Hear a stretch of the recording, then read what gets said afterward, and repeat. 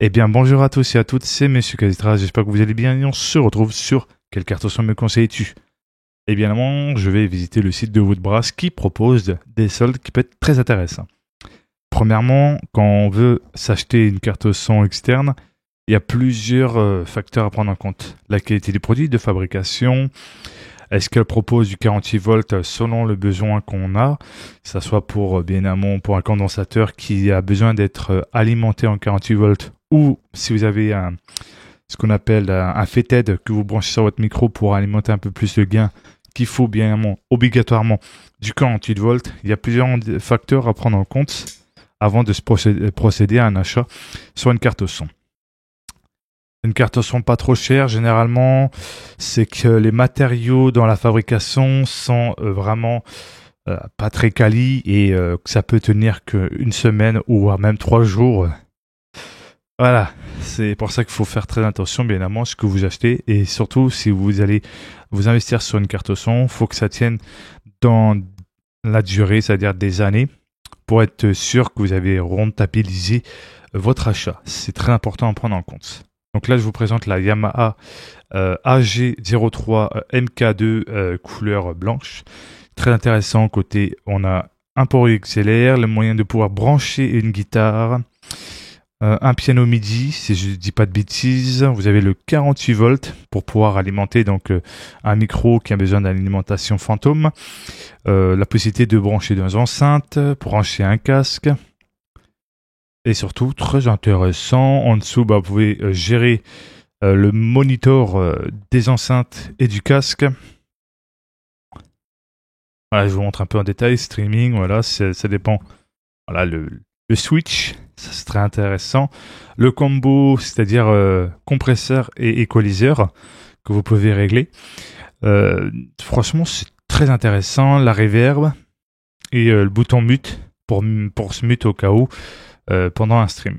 Vous avez le fader là pour monter et baisser selon vous voulez mettre comme volume pour le retour.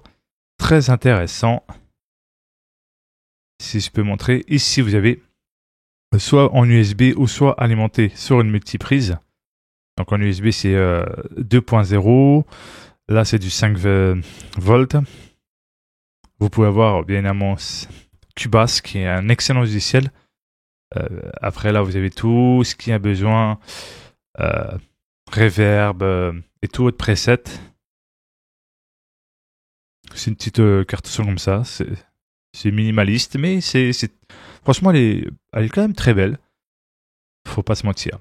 Avec la petite réduction grâce au solde, vous aurez tout dans la description, vous en faites pas. Côté on a le Revelator IO44. Pour un petit budget, c'est très intéressant, avec bien évidemment une réduction de moins 42%. Ça peut être très intéressant. Vous avez ce qui est intéressant, on a le 48 volts. On a les presets.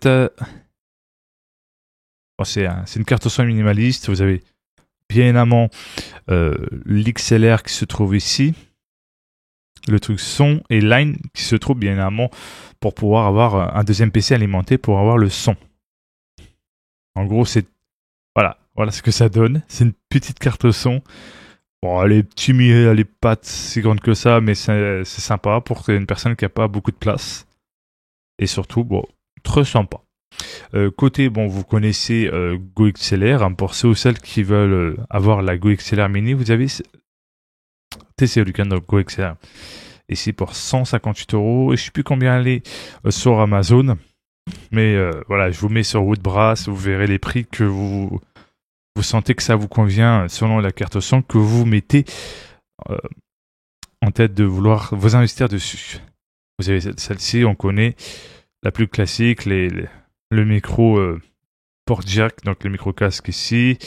Est-ce que, ouais, bon, les couleurs on sait. Ici on a l'XLR. Ici on peut brancher entre un deuxième PC et un pour avoir le son du deuxième PC, ça c'est le USB, et le deuxième qui est pour brancher sur une console, pour pouvoir entendre le son de la console.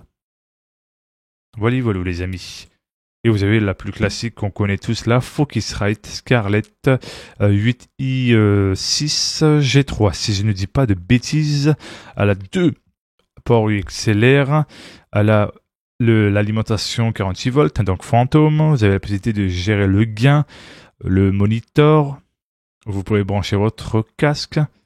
Donc, à mon avis, si vous voulez par exemple vous faire de la musique, vous branchez votre micro, l'autre, etc. pour le casque, éventuellement, et la guitare. Donc, c'est ça qui est intéressant, c'est que vous pouvez brancher 2 casques ou un seul, et l'autre XLR pour votre guitare selon ce que vous avez pris comme câble. C'est possible, éventuellement. Ou un deuxième micro, hein, pas forcément une guitare. Bien évidemment. Et voilà, ici, de l'autre côté. Ici, pour l'activer, plus important à voir. Donc, je préfère montrer de A à Z. C'est vrai que voilà. Côté, bien évidemment, avec le combo micro plus bien évidemment carte son. Donc, je me suis dit pourquoi pas, pour un prix quand même raisonnable. Vous avez le micro, l'anti-pop, et bien évidemment, la Xio 12, qui est une carte son assez sympa, qui propose un port XLR, le moyen de brancher une guitare, pouvoir mute, bien évidemment, que ce soit la guitare ou le micro, l'alimentation Phantom, le monitoring, le gain, bien évidemment, et le casque qui se trouve ici. Qu'est-ce qu'il y a d'intéressant? À l'arrière, on peut brancher des enceintes, on peut le brancher, bien évidemment, sur le PC ou soit sur une multiprise. Très intéressant. Et le micro, ça doit être, si je ne dis pas de bêtises, un condensateur ou un cardioïde. Il faudra vérifier cela. Mais sinon, en soi, c'est un très bon combo pour un prix raisonnable. Pour une personne qui veut s'acheter une carte son plus un micro, surtout un micro studio et qui n'a pas envie de payer séparé, ça peut être un très bon combo. Donc, je vous le mets aussi dans la description. Ça peut être très utile pour vous pour démarrer. Vous avez la Motu MK2. Bon, le prix n'est pas le même. Bon, l'avantage, bien évidemment, selon la personne que vous êtes, que vous recherchez justement en carte son, je vous tutoie en tout cas, excusez-moi si ça vous plaît pas trop, etc. Je fais comme si on est un peu des personnes qui se tutoient les uns les autres, donc j'essaie de vous mettre à l'aise. Donc là, vous avez 2 ports XLR, donc la possibilité de brancher 2 micros ou guitare, ça dépend de ce que vous voulez brancher sur le deuxième. Port XLR, moyen de gérer le gain, bien évidemment, le 48 volts, le MON, c'est le monitor, si je ne dis pas de bêtises, ou sinon on peut le faire ici, ou entendre le casque. Ça dépend comment c'est la prononciation. Donc là, c'est pour le monitor, exactement pour le retour. Le gain, donc on a eu du casque, si je ne dis pas trop de bêtises. Je préfère au cas où préciser, on ne sait jamais. Derrière pour les enceintes, ici pour brancher un MIDI, donc un clavier, je suppose piano, l'USB-C. Voilà, je pense que c'est tout. Ça, je sais pas ce que c'est. Peut-être pour alimentation de multiprise, je ne sais point. Ça reste à vérifier. Voilà, je vous ai présenté éventuellement quelques cartes son et avec un combo micro plus anti-pop et la carte son qui peut être très intéressant pour un petit budget. Bon, pour ceux qui ont des budgets, que ce soit quand même donc ce que je vous ai présenté, vous pourrez trouver votre bonheur. Et pour ceux ou celles qui ont un budget un petit peu plus haut, vous pourrez trouver éventuellement par exemple celle-ci, ça c'est pour les petits budgets que ça peut facilement trouver.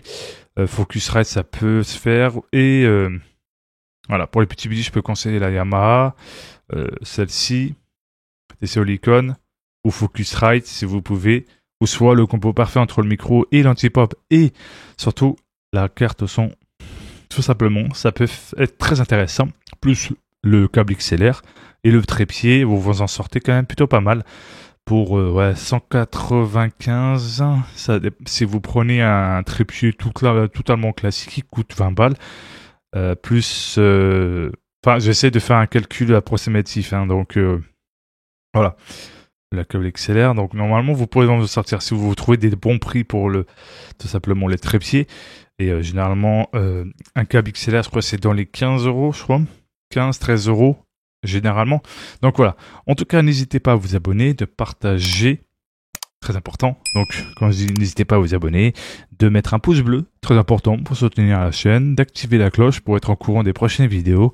Et surtout aussi, n'oubliez pas aussi de partager un max. Et aussi, petite prévention avant de vous quitter. Faites attention à ne pas enregistrer vos cartes bleues. Une fois que vous avez fait la transaction, supprimez-la. Et surtout aussi, très important, surtout, je le dis bien, quand vous êtes dans la vraie vie courante, faites attention qu'il n'y a pas des systèmes qui enregistrent vos coordonnées bancaires dans la vraie vie, soit par un distributeur ou quelqu'un qui est très étrange derrière vous, qui cache une clé USB qui peut enregistrer vos informations de carte bleue, même si vous vous dites « Ouais, moi je suis en son contact, machin, nana ». Tout est possible maintenant, vu que la technologie évolue. Il vaut mieux être très prudent. Et très important aussi, les voleurs ont un système très bien ficelé. Ils vont sur les sites comme Amazon qui ne vérifient pas spécialement, parce que Amazon ne vérifie jamais spécialement les cryptogrammes bien évidemment, parce que tout simplement ils se disent hop, tel cryptogramme, wow, le nom qui n'est pas le même nom de détenteur de la carte, donc faux nom, faux cryptogramme, et en plus juste que le voleur a juste tout simplement le numéro de votre carte plus la date d'expiration, il a uniquement ça. Il fait un faux nom, faux cryptogramme, il arrive à faire passer le paiement alors que normalement, comme on dit souvent, il faut qu'Amazon fasse un système qui fait que demande toujours automatiquement le code secure sur votre application mobile pour que vous puissiez confirmer oui ou non si c'est vous qui avez fait cette transaction. Voilà. Faites très attention à ce que vous achetez sur Internet, surtout si les sites demandent systématiquement le code secure sur votre application pour être sûr si c'est vous qui avez fait cette transaction. Prenez soin de vous, c'était Monsieur Kazetra. Ciao, bye bye.